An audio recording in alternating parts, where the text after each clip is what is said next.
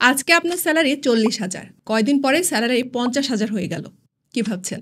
আপনার রিজিক বৃদ্ধি পেল? উত্তর হলো না। কিন্তু কিভাবে? সেটাই আমি আজ এই ভিডিওতে ক্লিয়ার করব ইনশাল্লাহ।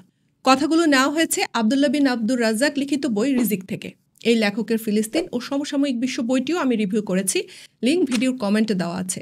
আপনারা চাইলে পরবর্তীতে দেখে নিতে পারেন। আমরা বাংলায় রিজিককে বলি জীবন উপকরণ, মানে জীবন চালাতে যা যা লাগে। ইসলামের কনসেপ্ট হচ্ছে রিজিক শুধু বস্তুগত কোনো বিষয় নয়। যেমন দেখুন এই চার্টে, এখানে আমরা এক পাশে বস্তুগত আর অন্য পাশে অবস্তুগত রিজিক দেখব। বস্তুগত রিজিকের চার্টে আমরা দেখতে পাচ্ছি ঔষধ, খাবার, ঘুম, অর্থ সম্পদ। আর অবস্তুগত রিজিকের চার্টে আমরা দেখতে পাচ্ছি রোগ মুক্তি, ক্ষুধা মেটা, সতেজতা, প্রয়োজন মেটা। একটু চিন্তা করে দেখুন, বস্তুগত রিজিক, ওষুধ, খাবার, ঘুম, অর্থ সম্পদ এগুলো আপনার কন্ট্রোলে আছে।